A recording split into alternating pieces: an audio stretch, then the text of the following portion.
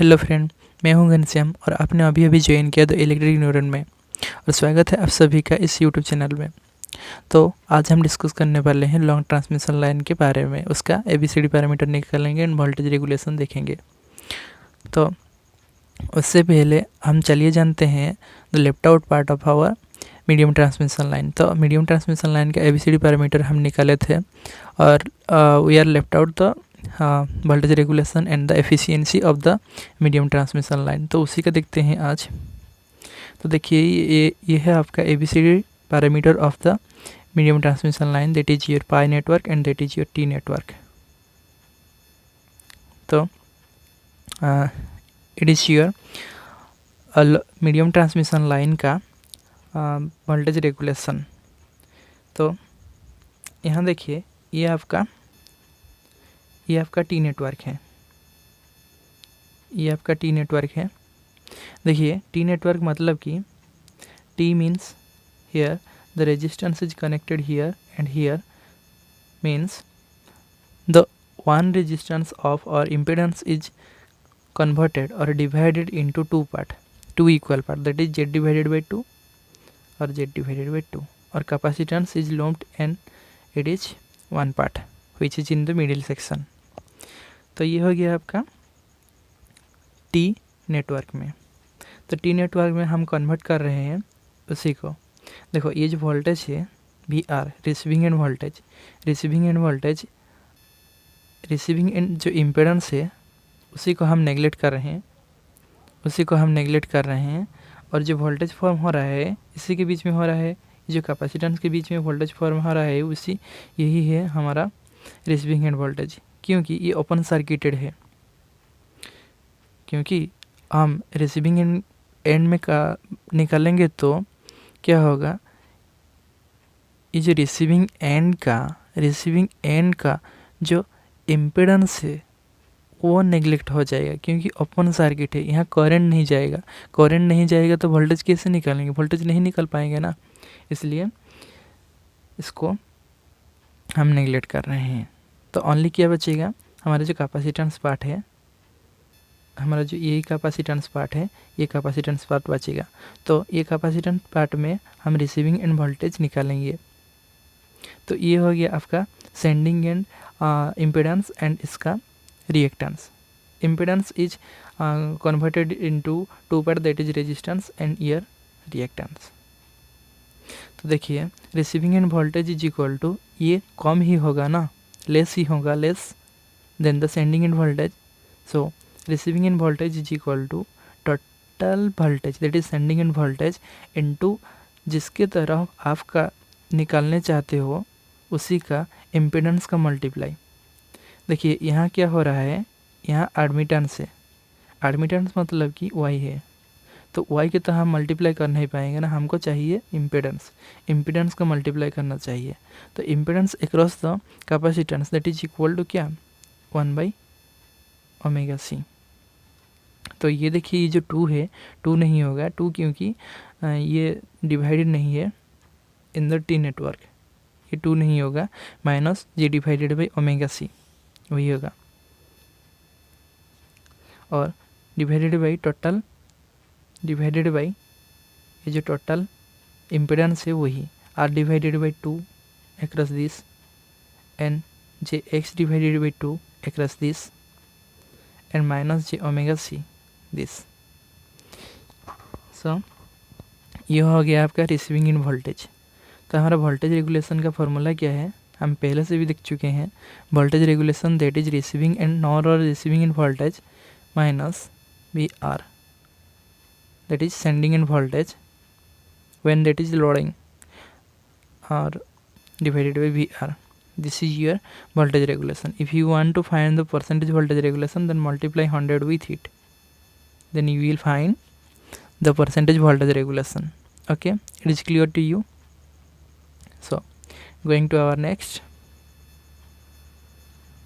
तो देखिए उसी तरह आप परसेंटेज रेगुलेशन का यहाँ भी निकल सकते हैं। यहाँ VS divided by A minus VR into FE divided by VR into FE, how it is form. तो देखिए पहले ये जो VS है सेंडिंग एंड वोल्टेज है, उसका मैग्नीट्यूड डिवाइडेड बाई A। ये कैसे आया? क्योंकि no load receiving end voltage. तो हमने पहले से भी दिख चुके हैं कि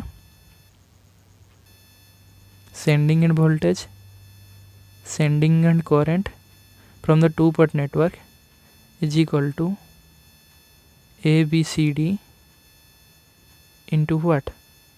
receiving end voltage into receiving end current. तो इसी को हम निकालेंगे तो ये इक्वेशन आ जाएगा, sending end voltage is equal to A into receiving end voltage plus B into receiving end current. ये एक इक्वेशन आ जाएगा। और उसके बाद sending end current is equal to C into receiving end voltage plus D into receiving end current.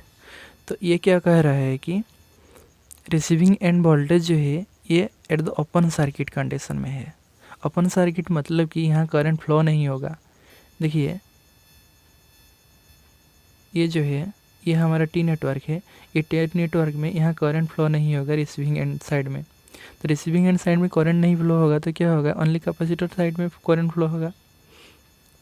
तो receiving end current 0 है, तो उसी को रिसीविंग एंड साइड करंट को 0 कर दो। मतलब कि there is no term in the V। So क्या आ जाएगा? Only VS is equal to AVR आ जाएगा। तो VS is equal to AVR को हम लिख सकते हैं AVR is equal to VS divided by A लिख सकते हैं, VS डिवाइडेड बाई A। तो वही receiving end voltage at no load that is equal to VS divided by A हो गया। उसके बाद ये है BRFE। BRFE क्या है? BRFE is your full load receiving end voltage. This is your full load receiving end voltage. तो ये हो गया परसेंटेज रेगुलेशन इंटू 100 कर दीजिए, आ जाएगा आपका परसेंटेज रेगुलेशन। तो उसी तरह आपका ट्रांसमिशन एफिशिएंसी क्या कहता है? आप नेटवर्क में भी पढ़ा होगा कि efficiency is equal to power output divided by power input. तो देखिए पावर आउटपुट क्या है? Actual power output that is P, but power input is equal to, आपने पढ़ा होगा power input is equal to output power that is P plus power loss in the transmission line.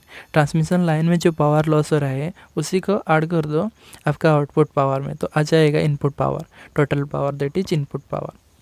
तो ये है आपका loss coefficient that is loss power, और ये है आपका output power by plus loss that is equal to 3 किस लिए? 3 मल्टीप्लाई हो रहा है किस लिए?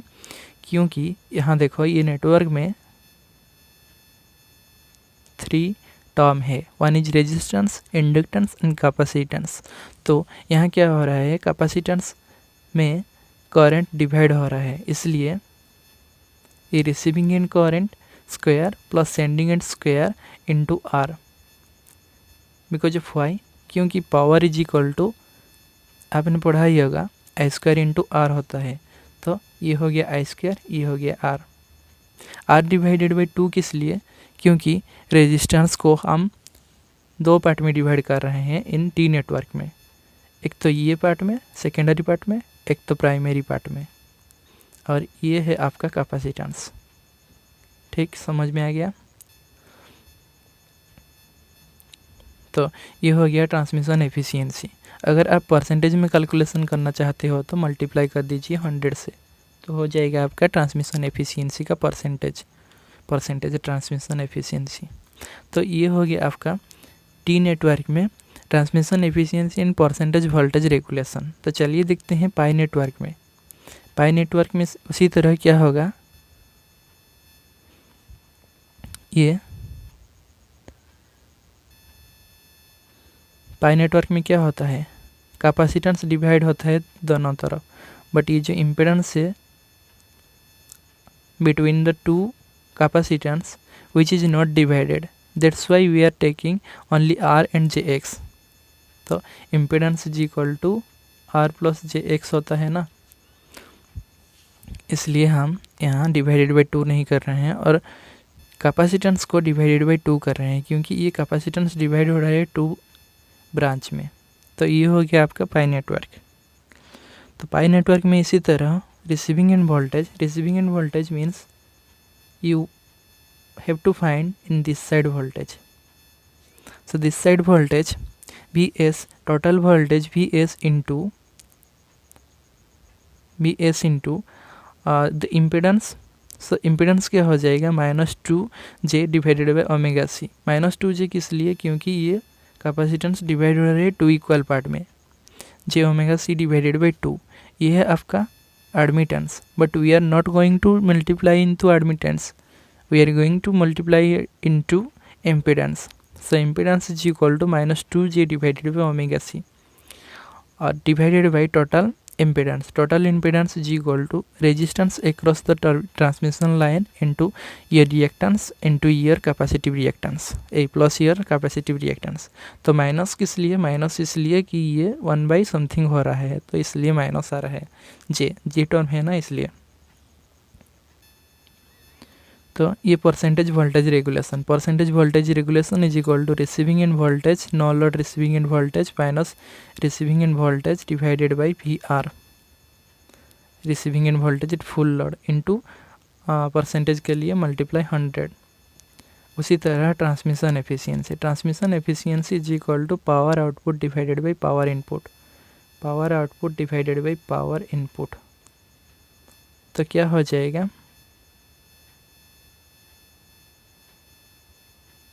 Power input is equal to output power plus loss coefficient 3I²R, और ऊपर में आप पावर आउटपुट इंटू 100 कर दीजिए तो आ जाएगा एफिशिएंसी ऑफ पावर। तो चलिए डिस्कस करते हैं द लॉन्ग ट्रांसमिशन लाइन के बारे में। तो लॉन्ग ट्रांसमिशन लाइन में क्या होता है, long transmission line is in between the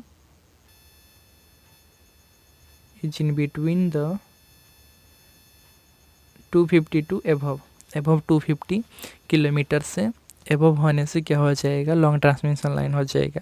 इसमें से आप मल्टीप्लाई कर दीजिए 50, तो आ जाएगा फ्रीक्वेंसी के रेस्पेक्ट में आपका transmission line.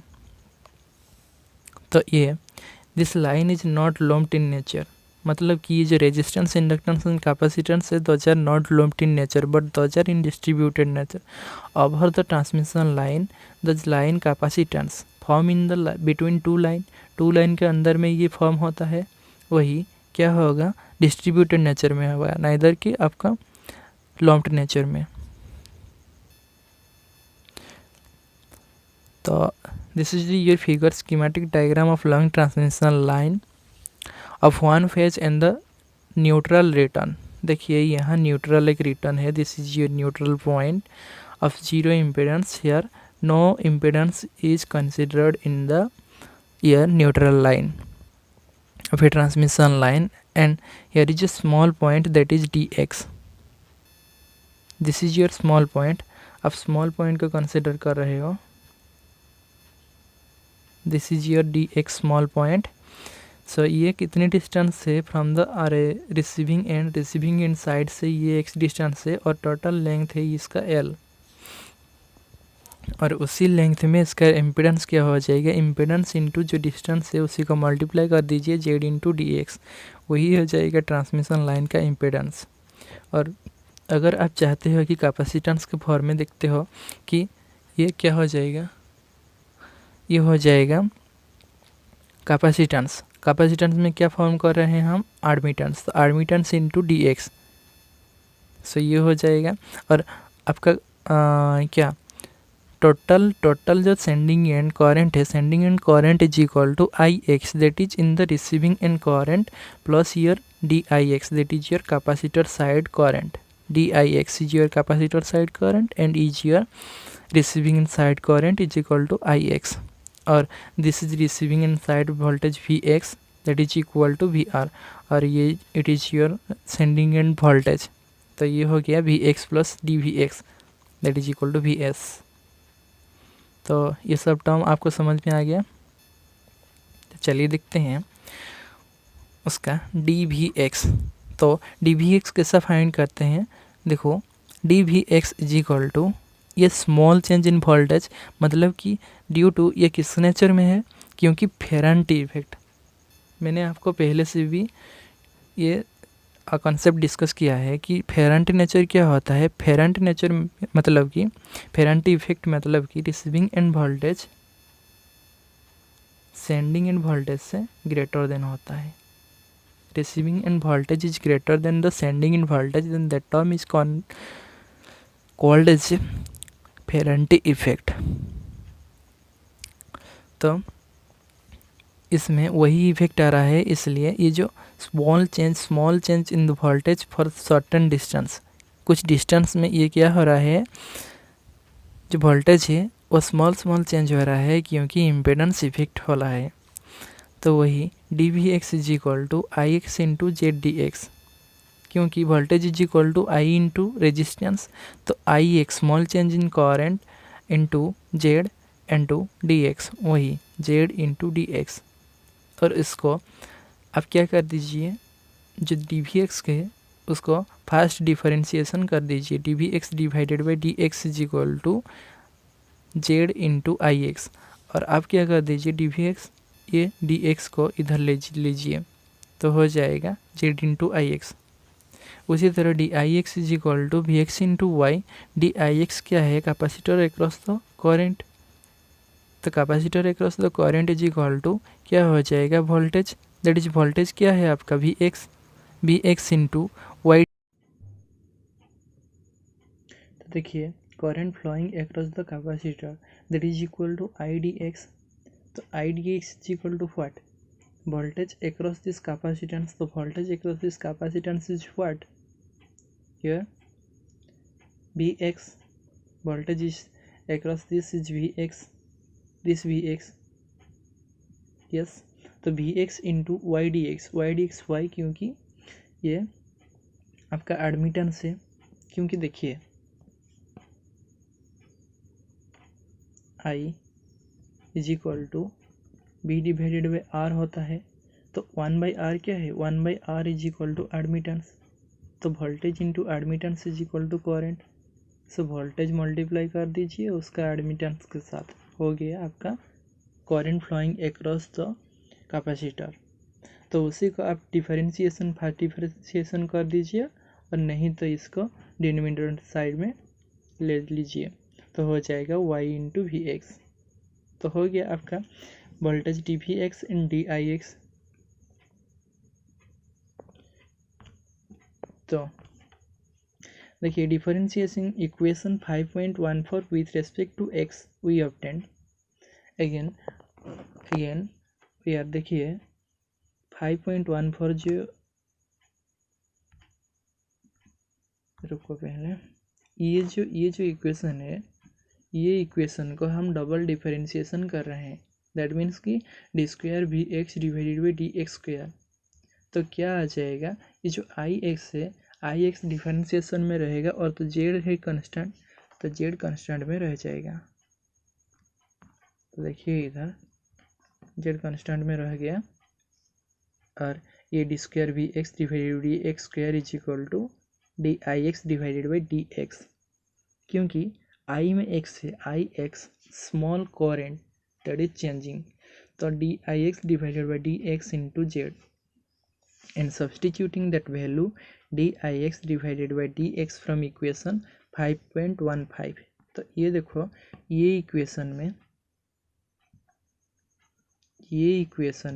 dix divided by dx में आप अप्लाई कर दीजिए, क्योंकि देखिए dix डिवाइडेड बाई dx क्या आ जाएगा, ये जो जेड है, ये जेड यहाँ ट्रांसफ़र हो जाएगा, और क्या होगा डिवाइडेड बाई जेड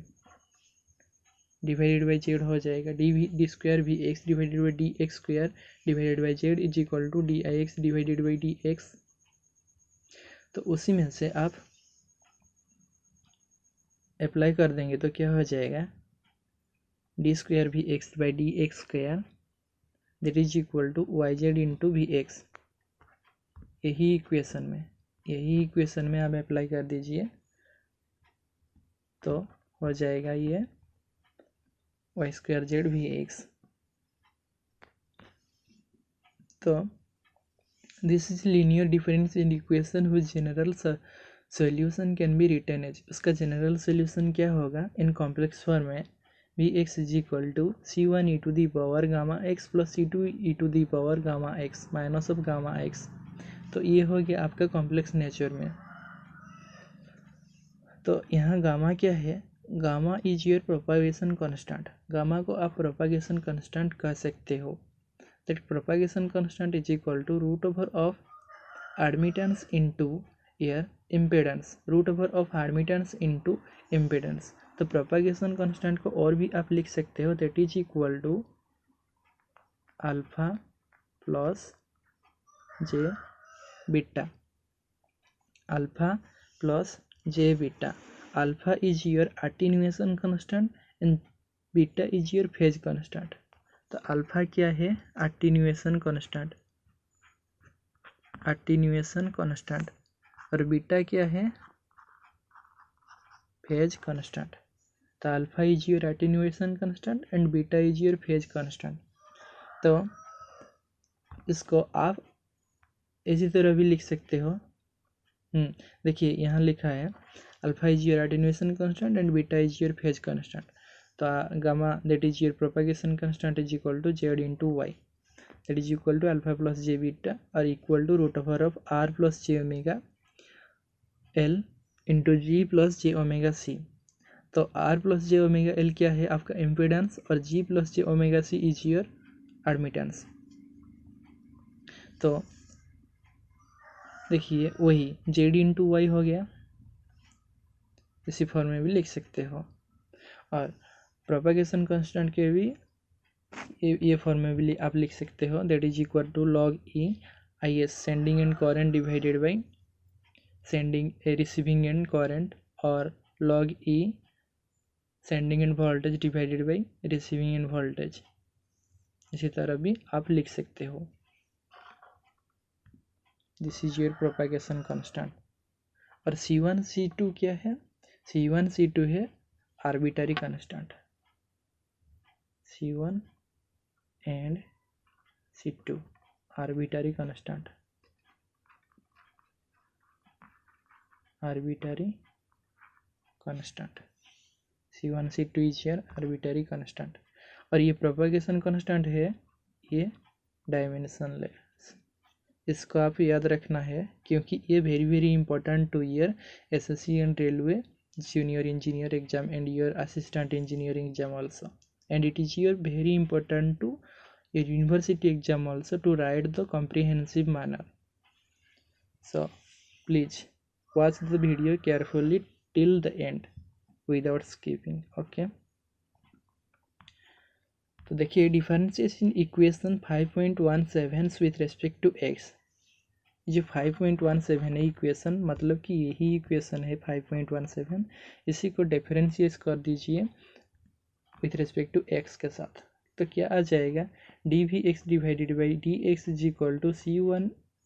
ये जो गामा है, गामा इधर आ जाएगा क्योंकि e to the power something S is equal to X is equal to something will come to the your right hand side, this side, और जो इंटीग्रेशन पार्ट है वही आ जाएगा। तो C1 gamma e to the power gamma X, क्योंकि minus side है, minus gamma इधर आ जाएगा minus, C2 gamma e to the power gamma X that is equal to Z I X, क्योंकि D V X divided by D X is equal to Z into I X.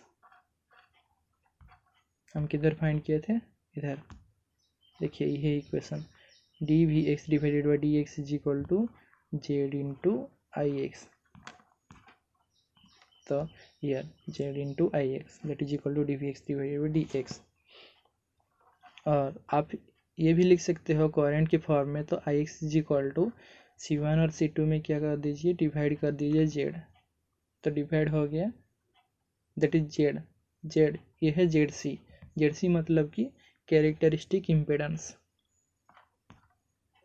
तो characteristic impedance that is equal to, इसका एक formula है, और characteristic impedance को आप और भी कह सकते हो, that is your source impedance. मैं इधर लिख देता हूँ,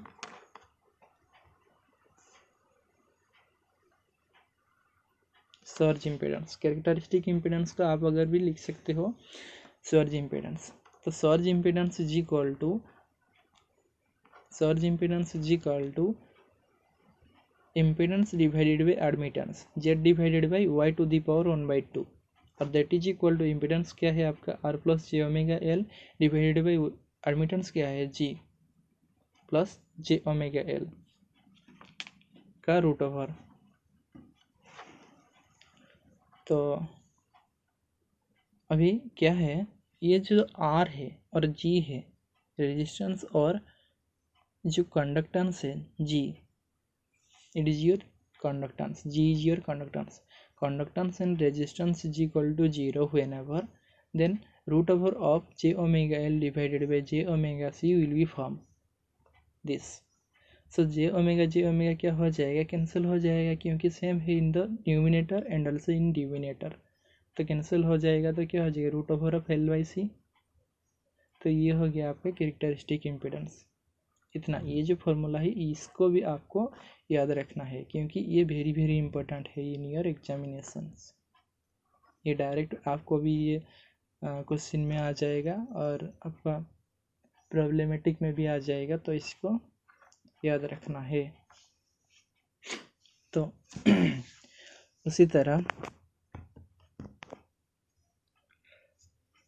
we R is equal to C1 plus C2, receiving end voltage is equal to C1 C2, क्योंकि हम क्या कर रहे हैं, x is equal to 0, x is equal to 0 और receiving end voltage is equal to sending end voltage ले रहे हैं, और sending end current is equal to receiving end current. तो ये कर देने से क्या आ जाएगा, इन द प्रीवियस इक्वेशन, किस इक्वेशन में हम कर रहे हैं, यही इक्वेशन में, ये इक्वेशन में और ये इक्वेशन में। तो ये देखो, x अगर आप 0 ले लेते हो तो e टू दी पावर 0 क्या हो जाएगा, 1। आप तो ये मैथमेटिक्स में भी पढ़ा होगा कि e to the power 0 is equal to 1 होता है। तो e टू दी पावर 0 हो गया 1, इधर भी e to the power 0 is equal to 1, तो C1 गामा ओनली रहेगा और C2 गामा, तो gamma gamma cancel, both side में है। उसी तरह क्या आ जाएगा, Vx is equal to C1 plus C2, और I R is equal to, Z तो कैंसिल नहीं होगा ना, जेड तो वही है, जेड, तो 1/ZC into C1 minus C2, I R is equal to 1/ZC C1 minus C2। तो व्हेन अपन सॉल्विंग द यील्ड, सॉल्विंग, हमने इसको सॉल्व करने से क्या पाएंगे, देखो C2 को हम इधर this equation, so see here the C2 is equal to VR minus C1, that is from this C2 is equal to VR minus C1, why, because of the C1 will be transferred to the this side, means left hand side, so ये हो जाएगा C2 is equal to VR minus C1।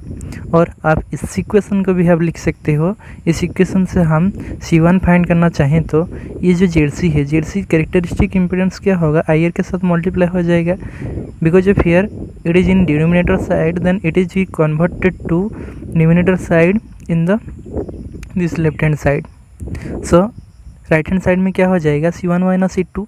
तो C1 अगर रख देंगे और C2 को left hand side में ले जाएंगे तो क्या हो जाएगा, माइनस से इधर, तो यहाँ आ जाएगा प्लस, ठीक।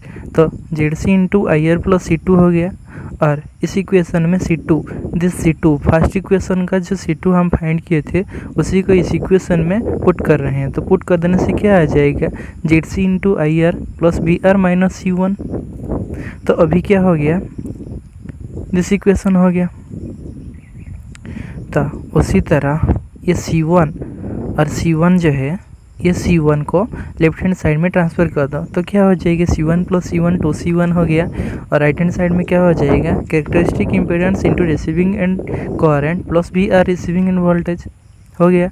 तो ये जो C1 है ये 2 के साथ मल्टीप्लाई है, तो 2 को हम राइट हैंड साइड में ले जाएंगे तो क्या हो जाएगा, डिवाइड हो जाएगा। तो यहाँ डिवाइड हो गया 1/2 ZC into I R plus VR receiving end voltage.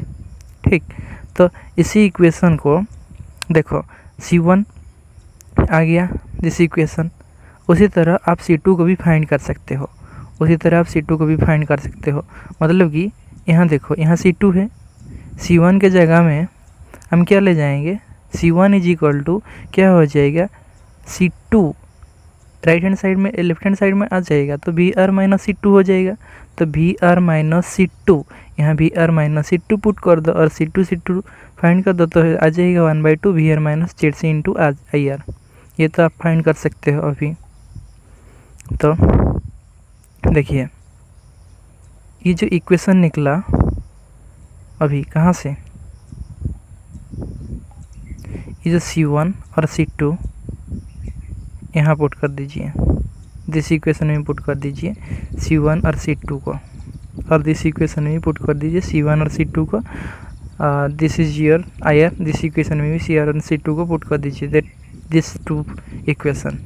तो आ जाएगा Vx is equal to VR plus ZC into IR divided by 2 into E to the power gamma X plus VR minus ZC into IR divided by 2 E to the power minus gamma x. उसी तरह current के equation में भी ZR divided by ZC plus IR divided by 2 E to the power gamma X minus VR divided by ZC minus IR divided by 2 E to the power minus gamma X. तो हो गया ये आपका voltage and current का equation. तो देखिए यही voltage equation में हम ये e to the power gamma X है और e to the power minus gamma X है, और करंट में भी e to the power gamma x और e to the power minus gamma X है। इसी इक्वेशन में ये बोथ द साइड में, that means VR ZC IR, VR divided ZC IR, VR minus ZC IR और VR divided by ZC minus IR, इसी equation में multiply कर दीजिए ऑल द कंस्टेंट में। तो मल्टीप्लाई कर देने से क्या आ जाएगा, VR E to the power gamma X plus ZC IR E to the power gamma X, this and IR VR minus E to the power gamma x, ये हो गया minus ZC into IR E to the power minus gamma x, ये हो गया। तो यहाँ क्या कर रहा है हम, VR जो है ये कॉमन है, दिस साइड भी VR है, दिस साइड भी VR है, तो VR को हम कॉमन ले रहे हैं तो क्या आ जाएगा, e to the power gamma X plus E to the power minus gamma X divided by 2 हो जाएगा, क्योंकि यहाँ माइनस गामा एक्स है इसलिए माइनस गामा एक्स। और उसी तरह यहाँ ZC और ZC IR कॉमन है तो ZC IR को कॉमन ले रहे हैं, तो क्या हो जाएगा, e to the power gamma X minus E to the power minus gamma X divided by 2। Like that current को भी आप फाइंड कर सकते हैं, इसकी जिम्मेदारी आपके हाथ में, आप कैलकुलेट करो इसको करंट IX। ठीक, तो ये आ गया आपका equation Vx is equal to VR E to the power gamma X plus E to the power minus gamma X divided by 2 plus IR into ZC into E to the power gamma X minus E to the power minus gamma X divided by 2। उसी तरह IX is equal to VR 1/ZC E to the power gamma X minus E to the power minus gamma X divided by 2 plus IR into E to the power gamma X plus E to the power minus gamma X divided by 2 this can be rewritten after introducing the hyperbolic function. तो अभी क्या कर रहे हैं, hyperbolic function introduce कर रहे हैं इस इक्वेशन में, Vx IX जो दोनों इक्वेशन है, इस इक्वेशन में हाइपरबोलिक फंक्शन इंट्रोड्यूस कर रहे हैं। दैट मीन्स कि ये कोस हो जाएगा, ये दोनों equation, this term is converted to cos term and this term is converted to sine term, sine hyperbolic term. तो देखिए Vx is equal to VR cos hyperbolic gamma x, ये हो गया कॉस हाइपरबोलिक गामा एक्स। उसी तरह IR is equal to IR cos hyperbolic gamma x. उसी तरह यहाँ भी हो जाएगा साइन हाइपरबोलिक गामा एक्स। तो ये जो कांस्टेंट है ये हो जाएगा constant VR into IR into ZC, यहाँ IR कांस्टेंट है, और ये जो टर्म है ये हो जाएगा साइन हाइपरबोलिक टर्म, तो साइन हाइपरबोलिक गामा एक्स, यहाँ भी साइन हाइपरबोलिक गामा एक्स। तो हो गया। तो इसी इक्वेशन को हम ABCD पार्ट में लिखेंगे, ABCD नेटवर्क में लिखेंगे। तो हमने क्या पहले देखा था कि ये जो x है, x लेंथ के समान है L, और Vx is equal to Vs, that is Vx is equal to source end voltage and Ix is equal to source end current. तो IS Vs into IS, Vs और IS ये हम लिखते हैं लेफ्ट हैंड साइड में, right hand side में VR into VR और IR। So ABCD network क्या हो जाएगा, cos hyperbolic gamma x into ZC।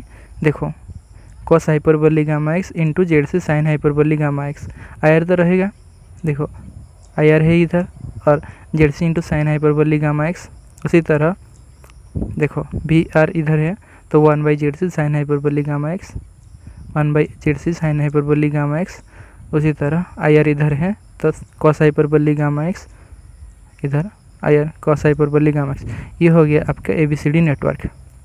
तो A इज इक्वल टू क्या है, A is equal to D cos hyperbolic gamma x, और X इज इक्वल टू हमने A ले लिया L, तो कॉस हाइपरबोलिक गामा L, और ये दोनों सेम है।